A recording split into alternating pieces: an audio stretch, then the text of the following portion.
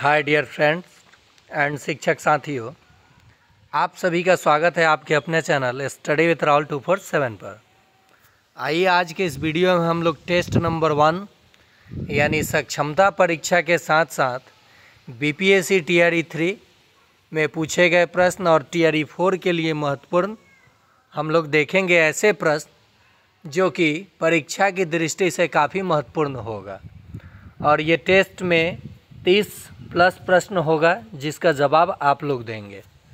एक शिक्षिका ने कमेंट बॉक्स में लिखा था कि सर टेस्ट चाहिए, तो उन्हीं के कहने पे ये टेस्ट सीरीज़ मैं बनाया हूँ। और अगर आप लाइक शेयर सब्सक्राइब आपको पसंद आता है तो इस तरह से आपका टेस्ट सीरीज़ मैं आपको दूंगा और साथ ही साथ मैं भी बताऊंगा। चलिए, पहला प्रश्न है आप लोगों के लिए, बिहार में कुल कितने प्रमंडल हैं? यानी प्रश्न सक्षमता में आया था कि बिहार में कुल कितने प्रशासनिक इकाई हैं, उसी प्रशासनिक इकाई को प्रमंडल के रूप में जाना जाता है। आपका ऑप्शन है 7, 8, 9 और 38। तो जवाब दीजिएगा आप लोग कमेंट बॉक्स में, क्योंकि ये टेस्ट सीरीज़ है। एक प्रश्न का ऑप्शन इसमें और है, बिहार में कुल कितने ज़िले हैं? चलिए अगला प्रश्न देखते हैं हम लोग। बिहार का एकमात्र राष्ट्रीय उद्यान है। ऑप्शन है काजीरंगा, मानस, जिम कॉर्बेट, वाल्मीकि राष्ट्रीय उद्यान।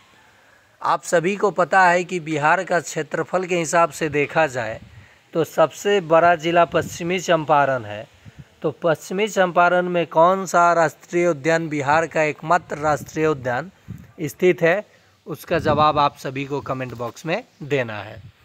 एक चीज़ और जानकारी मिला आपको कि वो राष्ट्रीय उद्यान बिहार के किस ज़िले में है। तो क्षेत्रफल के हिसाब से जो सबसे बड़ा ज़िला है पश्चिमी चंपारण, वहीं पे स्थित है। अगला प्रश्न, बिहार का राजकीय पशु है। ऑप्शन है घोड़ा, बैल, बाघ या गाय। चलिए आगे देखते हैं प्रश्न। राष्ट्रीय पर्यावरण दिवस कब मनाया जाता है? ये अंतर्राष्ट्रीय पर्यावरण दिवस होगा, राष्ट्रीय पर्यावरण नहीं। इसको अंतर्राष्ट्रीय कर लीजिएगा। अंतर्राष्ट्रीय पर्यावरण दिवस कब मनाया जाता है? 28 फरवरी, 22 अप्रैल, 5 जून और 22 मार्च। नेक्स्ट इसी में आपको जवाब देना है, विश्व जल दिवस कब मनाया जाता है? और इसी में आपको एक और भी जवाब देना है, बिहार दिवस कब मनाया जाता है। अगला प्रश्न, निम्नलिखित में नवीकरणीय संसाधन है। नवीकरणीय का मतलब होता है कि पुनः उसका पूर्ति प्रकृति के द्वारा होते रहे। ऑप्शन है सौर ऊर्जा, कोयला, पेट्रोलियम, इनमें से कोई नहीं। तो नवीकरणीय ऊर्जा का मतलब हुआ कि पुनः हो प्राप्ति होते रहे, जल्दी समाप्त ना हो। तो चलिए आप लोग कमेंट में जवाब देंगे। और ये टेस्ट सीरीज़ अगर आपको पसंद आए तो ये लाइक ज़रूर आप लोग करेंगे और अपने शिक्षक साथियों को ये प्रश्न का सीरीज़ जो मैं बनाया हूँ इसे शेयर भी कर देंगे। अगला प्रश्न है इंटीजर से जुड़ा हुआ, -12 में -15 जब आप लोग जोड़ेंगे तो क्या प्राप्त होगा? ऑप्शन है -27, 27, 37 या -37। जब हम लोग दो निगेटिव इंटीजर को एक साथ जोड़ते हैं तो जुटता तो है लेकिन चिन्ह ऋणात्मक ही रहता है। तो आप सभी जवाब देंगे कि ऋणात्मक में इसका उत्तर क्या होगा। नेक्स्ट है, निम्नलिखित में अंडा देने वाला जानवर है, यानी अंड प्रजक इनमें से कौन सा है? देखिए, जानवरों को कैटेगराइज किया जाए अगर बर्थ के हिसाब से तो कुछ जानवर जो हैं वो बच्चे को जन्म दे के अपना दूध पिलाते हैं, यानी मिल्क फीड कराते हैं, और कुछ जानवर अंडा देते हैं। तो अंड प्रजक और जरायुज। तो इसमें प्रश्न है, निम्नलिखित में अंडा देने वाला जानवर है चमगादड़, मेढक, गाय या खरगोश। आप लोग उत्तर देंगे। ये टेस्ट है इसलिए मैं इसका एक भी उत्तर देने वाला नहीं हूँ। और आप सभी का अपना कॉन्फिडेंस बढ़ाएं, टेस्ट दें और देखें आपको कितना मार्क्स आ रहा है। नेक्स्ट है, जैसे टेस्ट सीरीज़ में कराऊंगा आप लोगों का कमेंट में ऑप्शन आना शुरू हो जाएगा। इसके बाद जो आप अगर इसको लाइक करते हैं, कमेंट करते हैं कि सर नंबरिंग करके आप दे दीजिए, तो मैं नंबरिंग करके टेस्ट सीरीज़ कराऊंगा प्रत्येक दिन, या कभी कभी गैप भी अगर हो जाए।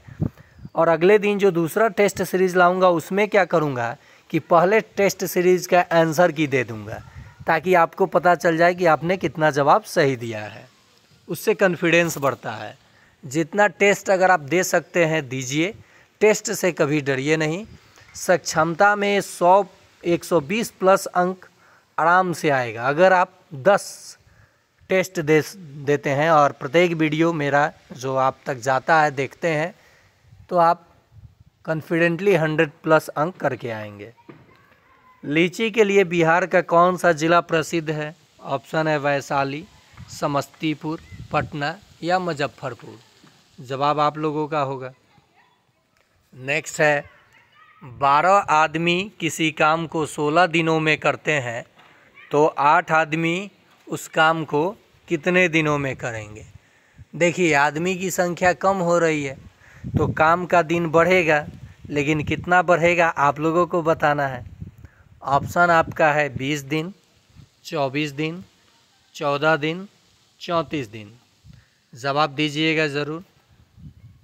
नेक्स्ट प्रश्न है, कक्षा में लड़के और लड़कियों का अनुपात 3:5 है। यदि लड़कियों की संख्या 25 है तो कक्षा में कुल विद्यार्थियों की संख्या ज्ञात करनी है। यानी जो अनुपात दिया गया है इसमें लड़कियों का जो अनुपात है ये 5 इकाई में 25 है, तो 1 इकाई का मान 5 आ जाएगा। तो 3 × 15, ये तो 25 है ही। आप जोड़ लीजिएगा, क्या उत्तर आएगा आप कमेंट बॉक्स में जवाब दीजिएगा। देखिए, ये टेस्ट सीरीज़ लाना होता तो केवल पार्टिकुलर सब्जेक्ट पे भी ला देता। आप लोग कमेंट ज़रूर कीजिएगा कि क्या आपको मिक्सअप टेस्ट सीरीज चाहिए या सब्जेक्ट वाइज अलग अलग चाहिए।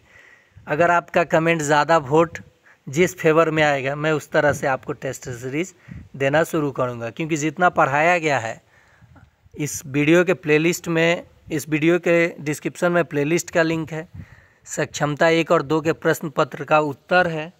और अगर आप तक लिंक नहीं पहुंच पाता है तो आप मेरे व्हाट्सअप नंबर 9939594899 पे हाई लिख कर मैसेज करेंगे और सेंड लिंक लिख देंगे, तो मैं आप सभी को लिंक सेंड कर दूंगा। या फिर इस वीडियो के डिस्क्रिप्शन में भी दिया हूँ, उतना अगर केवल आप देख जाते हैं केवल, तो अच्छा मार्क्स आएगा। तो ये मिक्सअप जो स्टैटिक है, आप लोगों का कमेंट आएगा तो ऐसे ही टेस्ट सीरीज़ में लाते रहूँगा। निम्नलिखित में अजैविक घटक है, तो जो ये मिट्टी है, कोयला है, ये दोनों, कोयला तो जैविक घटक से बनता है, लकड़ी है, मनुष्य है, तो इसमें मिट्टी जो है अजैविक घटक है। मैं ही दे दिया जवाब, चलिए आप लोग देंगे। निम्नलिखित में कौन सा एक कुचालक है? जिस पदार्थ से विद्युत धारा प्रवाहित नहीं होता है उसे कुचालक कहा जाता है। ऑप्शन है लोहा, रबर, सोना या चांदी। अगला प्रश्न है, भारत का पहला परमाणु संयंत्र है। आप लोगों के लिए ऑप्शन है तारापुर, नरौरा, कलपक्कम, इनमें से कोई नहीं। मैं बता दूं, जो भारत का पहला परमाणु संयंत्र स्थापित किया गया था वो महाराष्ट्र में स्थापित किया गया था। आपको उसका नाम बताना है। चलिए अगला प्रश्न है, 240 का 15% कितना होगा? ऑप्शन है 26, 36, 16 या 46। नेक्स्ट प्रश्न है, निम्नलिखित में कौन सा जलीय जीव नहीं है? व्हेल, मेढक, मछली या ऊँट। ये सब पर्यावरण पर आधारित प्रश्न है जो सक्षमता में पूछा गया था। नेक्स्ट प्रश्न, एपी से समांतर से डी से अरिथमेटिक प्रोग्रेशन 12, 17, 23 का 8वां पद क्या होगा? आप सभी को बताना है। प्रथम सम अभाज्य संख्या है। ऑप्शन है 3, 2, 4 या 1। अगला प्रश्न है, तंबू का आकार कैसा होता है? घन, बेलन, शंकु या गोला। आप लोग बताएंगे इसी में गेंद का आकार कैसा होता है? नेक्स्ट बताएंगे बोतल का आकार कैसा होता है। ये सब प्रश्न पूछा गया था। फ्रांस की क्रांति कब हुई थी? 1666, 1789, 1774, 1919। मुजफ्फरपुर बम कांड कब हुआ था?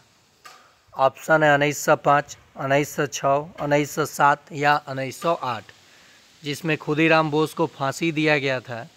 तो आप सभी को बताना है कि मुजफ्फरपुर बम कांड कब हुआ था। नेक्स्ट है बंगाल विभाजन कब हुआ था? ऑप्शन है 1905, 1906, 1907 या 1908। मुस्लिम लीग की स्थापना कब हुई थी? ऑप्शन है 1905, 1906, 1907 या 1908। नेक्स्ट है रॉलेट एक्ट कब पारित हुआ था? 1917, 1919, 1920 या 1930। नेक्स्ट है असहयोग आंदोलन कब हुआ था? ऑप्शन है 1917, 1919, 1920 या 1930। नेक्स्ट है सविनय अवज्ञा आंदोलन कब हुआ था? 1917, 1919, 1920 या 1930। नेक्स्ट है गेटवे ऑफ इंडिया स्थित है दिल्ली, मुंबई, गुजरात या कोलकाता। नेक्स्ट है 1 मीटर कितने सेंटीमीटर के बराबर होता है? आपका ऑप्शन है 10, 100, 1000 यानी 100 है, उसके बाद 10,000 या 1। कोशिका की खोज किसने किया था? ऑप्शन है Leeuwenhoek, Robert Koch, Robert Hooke या रॉबर्ट ब्राउन। नेक्स्ट है मलेरिया किस मच्छर के काटने से होता है? मादा एडिस, मादा एनाफिलिस, नर मच्छर या मक्खी। तो ये था आप लोगों के लिए टेस्ट सीरीज जो 30 से अधिक प्रश्न था।